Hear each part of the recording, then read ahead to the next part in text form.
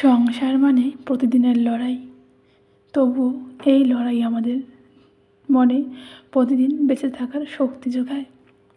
আমি যখন রাত্রেবেলায় বিছানায় যাই ঘুমোতে, মনে হয় যে আরও একটা দিন সুন্দরভাবে পার করতে পেরেছি। এটা ভেবেই আমি ঈশ্বরের কাছে অনেক অনেক কৃতজ্ঞতা স্বীকার করি, জানো তো।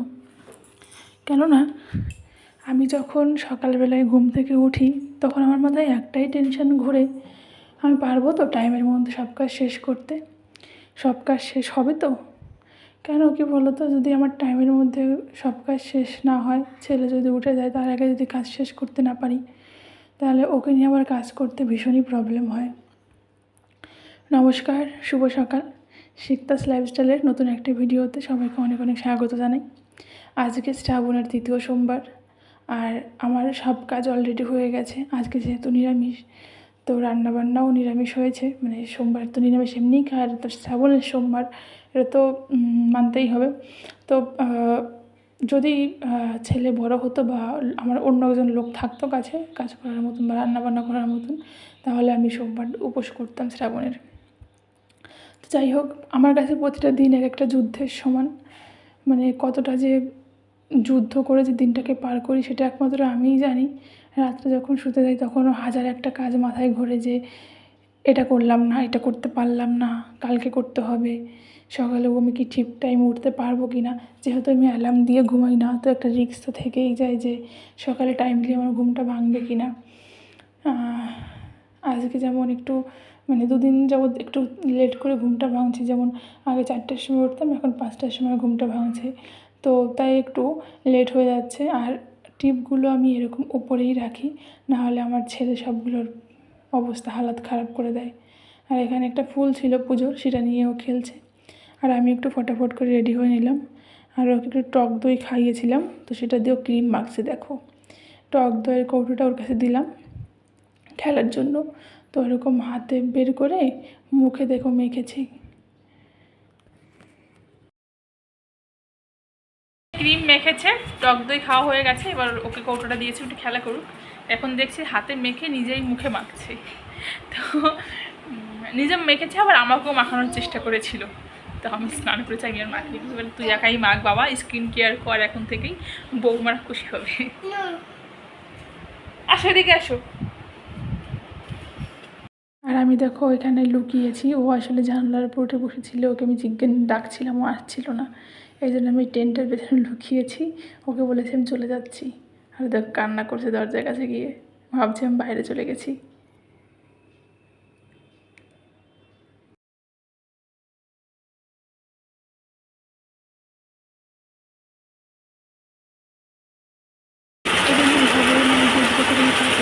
আমি শুধু চেষ্টা করবো আমাদের বিরুদ্ধে কোনো রকম বেঁচে থাকি, যেরকম রকম জীবন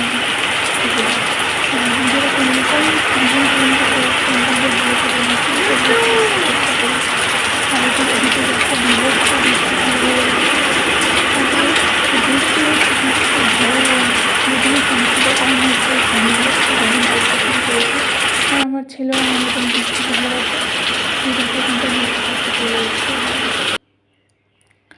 তো ওখান থেকে এসে আবার জানলার পড়েছে, ওকে আমি ঘুম পাড়ানোর চেষ্টা করছিলাম কিন্তু ঘুমাচ্ছিল না। তো এবার জানলাগুলো বন্ধ করে ওকে ঘুম পাড়ানোর চেষ্টা করব, দেখি ঘুমাই কি না। আর এখন না বিশাল মানে প্রচণ্ড বাজ পড়তে শুরু করেছে, আর বাজ পড়লে আমার খুবই ভয় লাগে। বৃষ্টি যেমন ভালোবাসি, তেমনই বাজ পড়াকে ভীষণ ভয় পাই।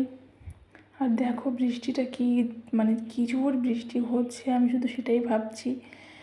তো এই দেখো আমাদের উঠোনে, এই আমি ফার্স্ট টাইম দেখলাম আমাদের উঠোনে জল হয়ে গেল।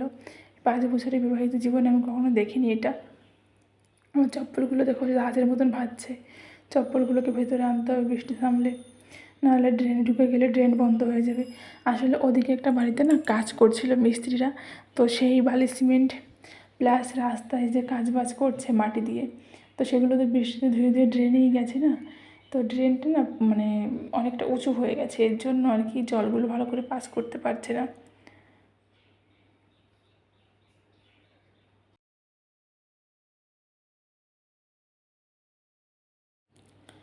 আমি এরকম বৃষ্টি সত্যি কখনো দেখিনি। তো এই পাশে আমাদের রুমের এই পাশে দিয়ে দরজাটা খুলে দেখছিলাম যে কেমন কি বৃষ্টি হচ্ছে। আমি ভাবতে পারিনি যে এরকম জল আটকে আছে।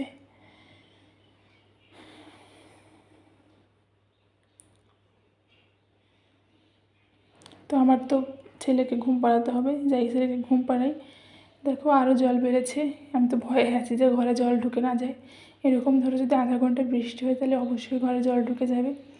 এত প্রবল বৃষ্টি মানে একসঙ্গে আমি দেখিনি 5 বছরে। আর আমার বাড়ি যেহেতু গ্রামে, তো জল পাসের কোনো প্রবলেম হয় না। আর এখানে শহরে তো এই জল জমে যাওয়ার একটা সমস্যা থেকেই যায়।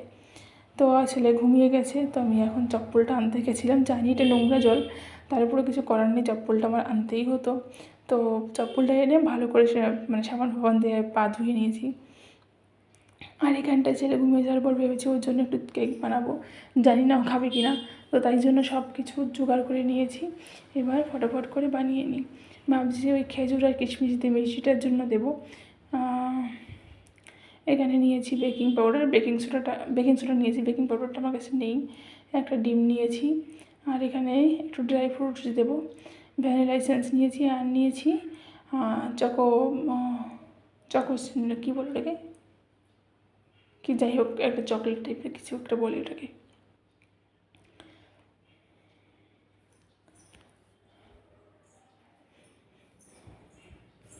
সন্তান, সংসার আর ভালোবাসা, এই নিয়েই আমার প্রতিদিনের গল্প চলে।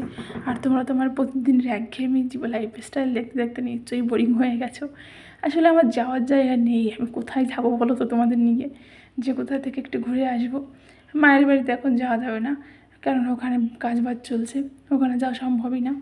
দাদার বাড়িতে একা একা কী করবো, আর বাড়িতে তো আমি একাই থাকি। হ্যাঁ, তবে আমার মামার শ্বশুর বাড়ি আছে, কিন্তু সেখানটায় গেলে একদিনে হবে না, 2-3 দিন থাকতে লাগে। কারণ মাসি বাড়ি মামা বাড়ি সব এক জায়গাতে, তো তাই আর কি। তো যাই হোক, যে সমস্ত দিদি ভাইয়েরা আমার ভিডিও প্রতিদিন দেখো, তাদের আমি অনেক অনেক ধন্যবাদ জানাই মন থেকে, অনেক অনেক ভালোবাসা আমাকে এত সাপোর্ট করার জন্য, এত ভালোবাসা দেওয়ার জন্য। অবশ্যই তোমরা এইভাবে একটু ভালোবাসা দিয়ে যেও, কেননা তোমাদের হাত ধরেই আমি আস্তে আস্তে এগিয়ে যেতে পারবো। আমিও চেষ্টা করি সবার ভিডিও দেখার, কিন্তু 2-3 দিন যাবৎ আমি ঠিক করে সবার ভিডিও দেখে উঠতে পারছি না। তোমরা প্লিজ কিছু মনে করো না, আমি অবশ্যই তোমাদের ভিডিও দেখে নেব। তোমরা প্লিজ একটু পাশে থেকো। তো দেখো এই কাপে করে নিচ্ছি, তোমাদের তো আগের দিন বলেছিলাম যে আমার কাছে কোনো মোল্ড নেই, তো তাই আর কি এই কাপের মধ্যেই করে নিচ্ছি কাপ কেক।